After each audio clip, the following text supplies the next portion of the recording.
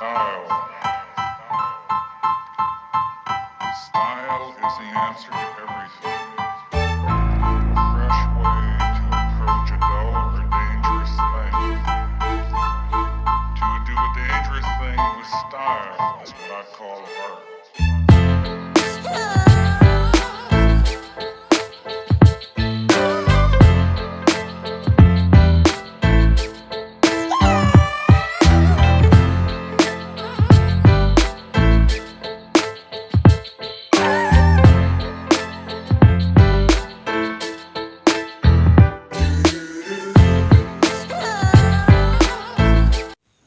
Good morning guys.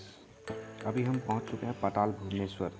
जैसा कि मैंने रात को दिखाया था, सेम इसी जगह का नज़ारा था। वो बहुत ही सुंदर दृश्य था और ये सेम उसी जगह का मॉर्निंग का व्यू है। ये भी बहुत ही सुंदर दिखाई दे रहा है। तो आज हम जाएंगे पाताल भुवनेश्वर गुफा और तब तक के लिए आप एंजॉय कीजिए इस व्यू को। पाताल भुवनेश्वर निकलने से पहले ब्रेकफास्ट, आलू की सब्जी और पूरी। सब्जी तो भर भर के दी है। गौरव भाई मजा लेते हुए पूरी भाजी मजा लेते हुए, चटकारे मारते हुए, मजा ही अलग है। पहाड़ की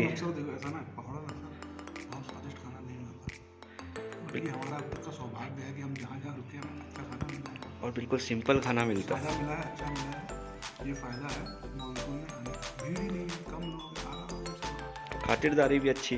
अच्छी मेहमान नवाजी कम अगर करानी है तो मानसून में हाँ, गाड़ी जो लाना लॉन्ग तक अच्छा होना चाहिए, रास्ते में खा जाएंगे।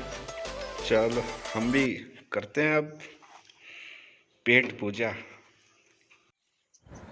तो दोस्तों हो गया अभी हमारा ब्रेकफास्ट और पी जा रही है चाय। और आप देख सकते हैं बहुत ही सुंदर नज़ारा हमारे होटल से।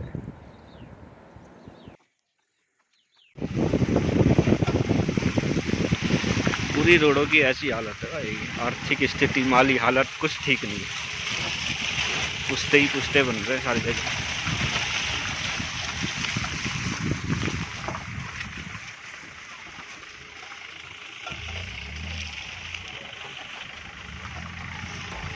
उत्तराखंड में खूबसूरती तो है मगर आपदाएं भी है। अभी हम आ चुके हैं पाताल भुवनेश्वर के मेन दरबार पर। नितिन थोड़ा प्रसाद ले रहा है और ये है समीर द्वार, फर्स्ट अमंग इक्वल्स। यहीं से एंट्री होगी। यहाँ से करीबन थोड़ा ही दूर है, ज़्यादा दूर नहीं है। समीर द्वार मेरी समीर का द्वार था आपको, ये किसी मामले के बारे में आसाम में शहीद हो गए थे। ये हिमाचल के रहने वाले, इनकी 25 वर्ष की उम्र में शहीद हो गए।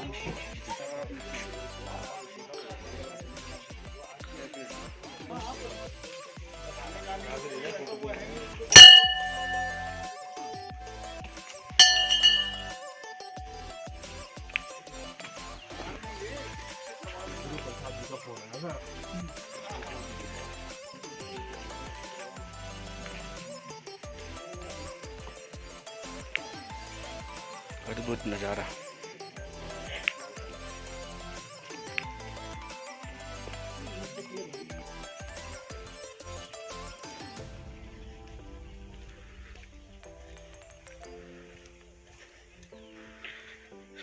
बहुत ही सुकून, शांति भरा मौसम, रास्ता और जगह।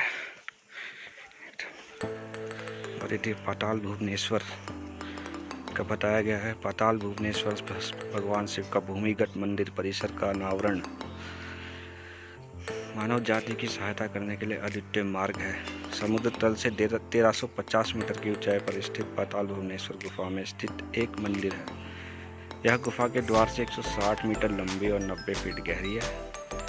पौराणिक धारणा अनुसार यह मंदिर मुख्य रूप से भगवान शिव को समर्पित है। यह भी माना जाता है कि इस मंदिर में 33 करोड़ देवी देवताओं का वास है। इस गुफा की ओर जाती हुई पतली सुरंग में अनेक चट्टानों की संरचना है। नक्काशीदार विभिन्न भगवानों की जटिल छवियाँ देख सकते हैं। यहाँ से राजरंभा, पांचाचूली, नंदा देवी या नंदा खट चोटियों के भव्य दृश्य देखे जा सकते हैं। तो देखते हैं, अगर इस तरीके का फॉग रहा तो किसी भी चोटी तो हम देख नहीं पाएंगे, अगर वेदर क्लियर रहा तभी देख पाएंगे। और ये उत्तराखंड टूरिज्म का बोर्ड, इंडिया पोस्ट भुवनेश्वर शाखा। भारत सरकार कितने दूर दुर्गम इलाके तक पहुंच चुकी है।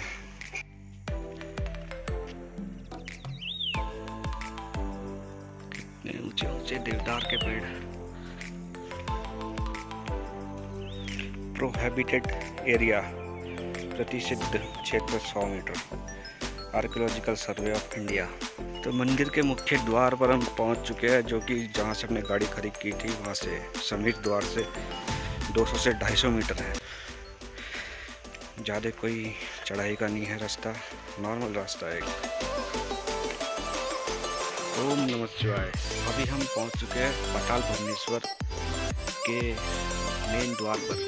उसके बाद भी थोड़ा चलने को है, लेकिन मेन द्वार यहीं पर लगा है, जैसा आप पीछे देख सकते हैं। लेकिन उससे पहले यहाँ एक बोर्ड लगा है, ओम नमः शिवाय, जिसमें संस्कृत में कुछ लिखा है। तो संस्कृत तो भाई हम पढ़ नहीं पाएंगे, हाथ टाइट है थोड़ा, लेकिन नीचे हिंदी में भी लिखा है, तो वो पढ़कर मैं आपको बता देता हूँ कि अर्थात कभी वल्कल नामक व्यक्ति भगवान को इस भूतल पर प्रकाशित करेगा, तब तक इस पाताल में मानव की गति नहीं होगी। वल्कल द्वारा सेवा किए जाने पर महादेव की इस गुफा में मानव का प्रवेश आरंभ हो जाएगा। तो एक कहावत ये भी है कि यहाँ पर पाताल भुवनेश्वर में वही आ पाते हैं जिसको भगवान शिव खुद बुलाते हैं। अगर हमारा बुलावा है, हम यहाँ तक तो आ गए हैं, लेकिन आगे हम तभी जा पाएंगे गुफा में जब भगवान शिव ने हमें बुलाया होगा। यहाँ तक कई लोग आते हैं, कहावत है ऐसी, हम नहीं कह रहे हैं, कहावत है ऐसी कि यहाँ तक तो लोग आ जाते हैं, लेकिन गुफा के अंदर सभी लोग नहीं जा पाते।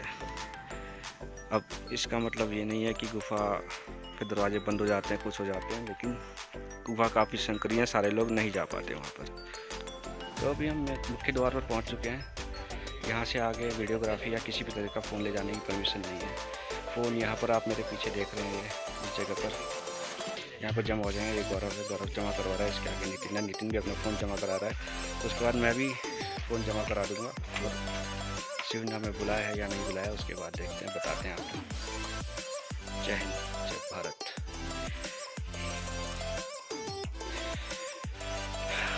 तो यह है प्रवेश द्वार गुफा का।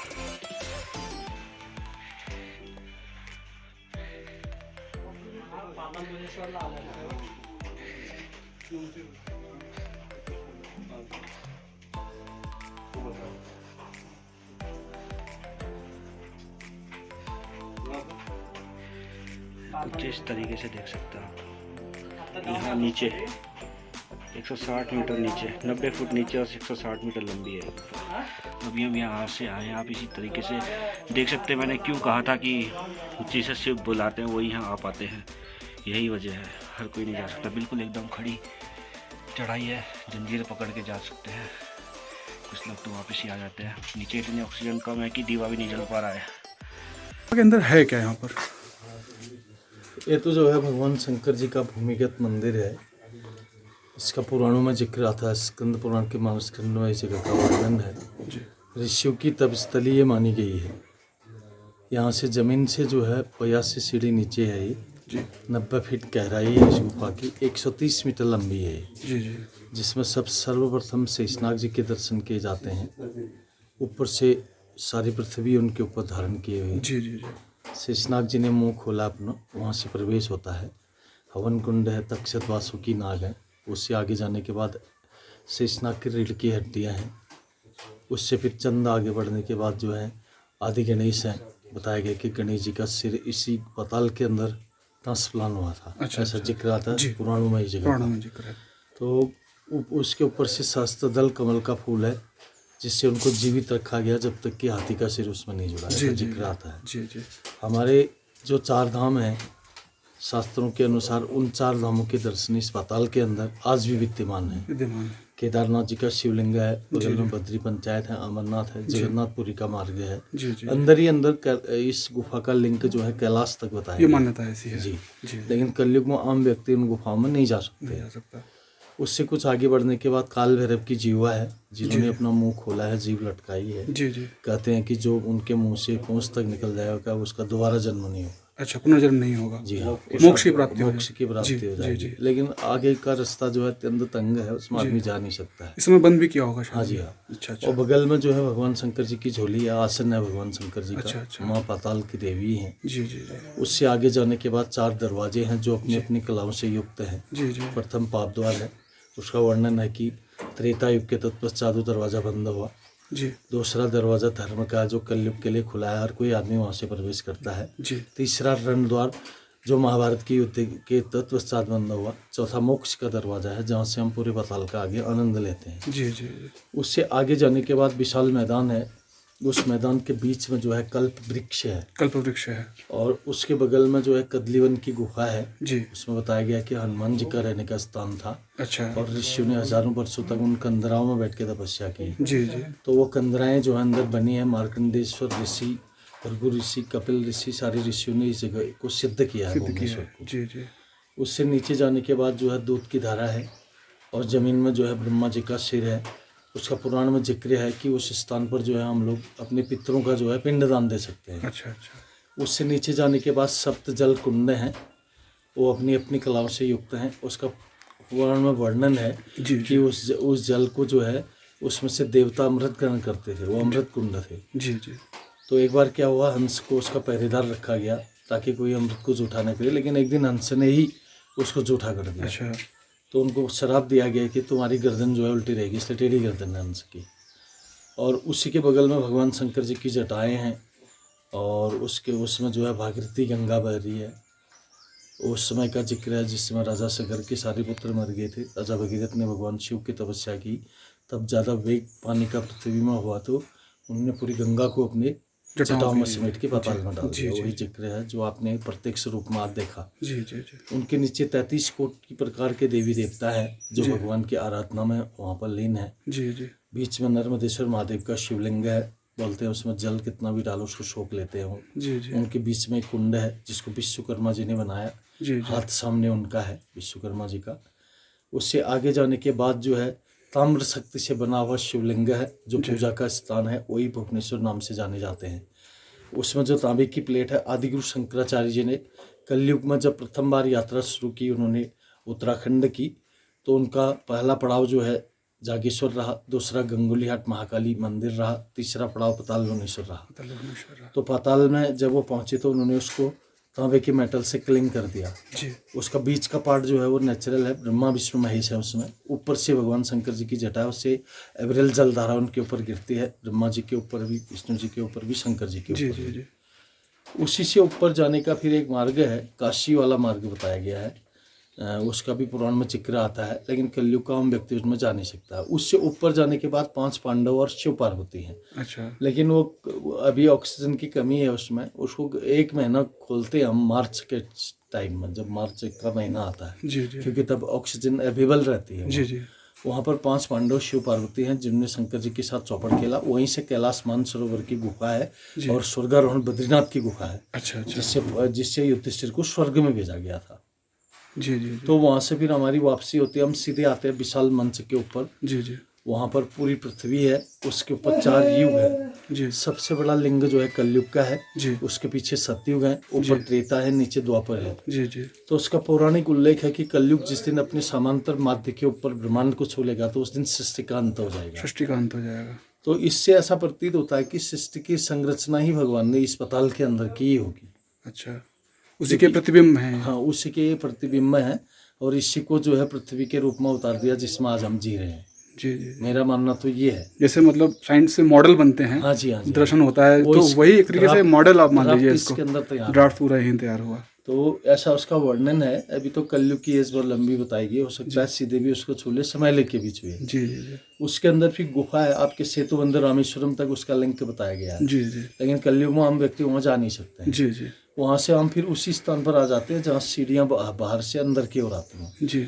वहाँ पर विशाल मैदान है, शिव जी का कमंडल है। उस कमंडल के बारे में ऐसा उल्लेख है कि पहले के राजा महाराजा लोग उसमें धातु की तीर का प्रयोग करके अपने भाग्य का फैसला आजमाते थे। उसके बीच में एक सुराग है, उससे तीर डाली जाती थी अंदर। अगर वो तीर सीधे पार हो गई तो उनकी मन्नत यहीं पूर्ण हो जाती थी। अच्छा। ऐसा जिक्र है उस जगह का।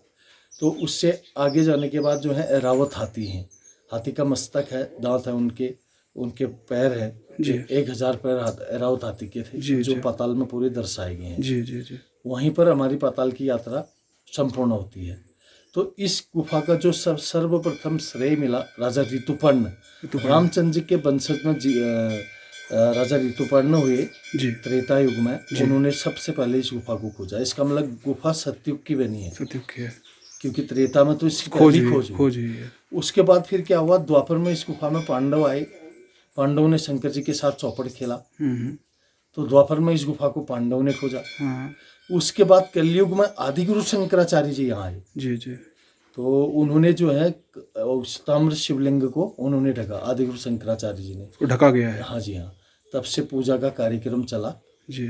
नहीं, अभी वो हमें गाइड जो हमारे साथ थे उन्होंने बताया था कि जैसे इससे पहले वो शिवलिंग का अगर कोई दर्शन से करता था तो नेत्रहीन हो जाने की ऐसी स्थिति हो जाया करती क्योंकि वो ज्योतिमय थे ना, ज्योतिमय थे। वो 7वें तल से स्वयंभू है। स्वयंभू जो शिवलिंग सातवें तल से। है, जी जी। वो 7वें तल से स्वयंभू है, तो उससे प्रकाश दिव्य ज्योति निकलती थी। अच्छा। अगर आदमी उसको देखेगा तो आंखें ही चले जाएंगे उसके, उसके सामने टिक नहीं सकता ना आदमी, इसलिए उन्होंने किलिंग कर दिया उस मेटल से। अच्छा, मेटल से उसको। तो वहाँ पर आदमी जो है पूजन कर सकता है, क्योंकि पूजा का बड़ा बड़ा दिव्य स्थान है वो। जी जी जी। तो वहाँ से फिर हम सीधे बाहर आते हैं। फिर जो है इसको क्या हुआ, आपके चंद राजाओं ने कुछ व्यवस्थाएं चलाई इसकी। अच्छा अच्छा। आदिगुरु शंकराचार्य जी के बाद उन्होंने इसको काफी लंबे समय चलाया, चंद और कत्यूरी राजाओं ने, जी जी जी। जिनकी चंपा पिंडार पार जी जी। राजधानियां बताई गई हैं। जी जी। उसके बाद फिर उन्होंने भंडारी परिवार से यहाँ रखे, और भी परिवार आप कहीं काशी से आए? हाँ जी, आपका परिवार? अच्छा। और भी जो परिवार है इससे जोड़े गए, जैसे रावल है, देवपा है, जी जी। आपके गुरु हैं, जी जी। और इन जातियों को भी जोड़ा गया, जी। जिनको उनका जिम्मा दिया गया है। पूजा का ऐसा इस जगह का वर्णन है। ठीक है, धन्यवाद सर। Okay sir. जी। तो अभी आपने जाना पाताल भुवनेश्वर की कहानी यहाँ के पुजारी भंडारी जी से, जो पीढ़ी दर पीढ़ी यहाँ के पुजारी हैं, चलते आ रहे हैं उन्हीं के पूर्वज।